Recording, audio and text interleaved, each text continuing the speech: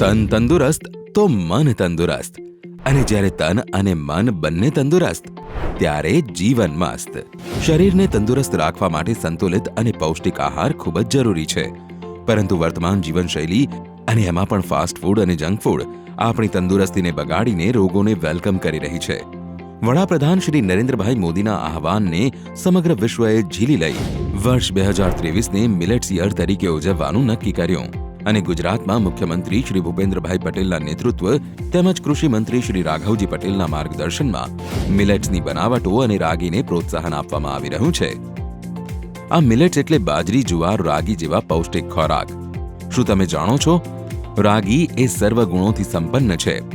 રાગીમાં calcium, iron, protein અને fibre જેવા જરૂરી તમામ પોષક તત્વો મળી રહે છે. રાગીનો ખોરાક ગ્રામ્ય વિસ્તારો પૂરતો સીમિત ન રહે તે માટે રાજ્ય સરકાર તે શહેરોમાં પણ જાગૃતતા વધારી રહી છે. અમદાવાદ શહેરમાં અમદાવાદ હાટમાં રાગીની બનાવટોએ તો શહેરીજનોનું ધ્યાન ખેંચ્યું અને ઘણા લોકો રાગી તરફ વળ્યા. અન્ય ખોરાકની સરખામણીમાં રાગી વધુ પૌષ્ટિક છે. તેનાથી એનર્જીમાં વધારો થાય છે. ગર્ભવતી મહિલાઓ માટે અક્ષીર છે. મોટાપાને દૂર કરે છે, હાડકાને મજબૂત કરે છે, પાચન ક્રિયામાં મદદરૂપ અને ડાયાબિટીસમાં ફાયદેમંદ છે.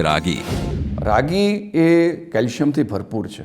તેમાં આયરન અને બીજા મિનરલ્સ છે તે પણ ખૂબ વિપુલ પ્રમાણમાં ઉપલબ્ધ છે. ઘણીવાર જેને ઓસ્ટિયોઆર્થરાઇટિસ, ઓસ્ટિયોપોરોસિસ જેવા જે રોગો હોય છે, હાડકાની જે નબળા પડી જવાની જે ફરિયાદો જે કરતા હોય છે તેમના માટે કેલ્શિયમની જે ઉણપ છે તે પૂરી કરવામાં રાગી એક ઉત્તમ ફૂડ સાબિત થયેલું છે.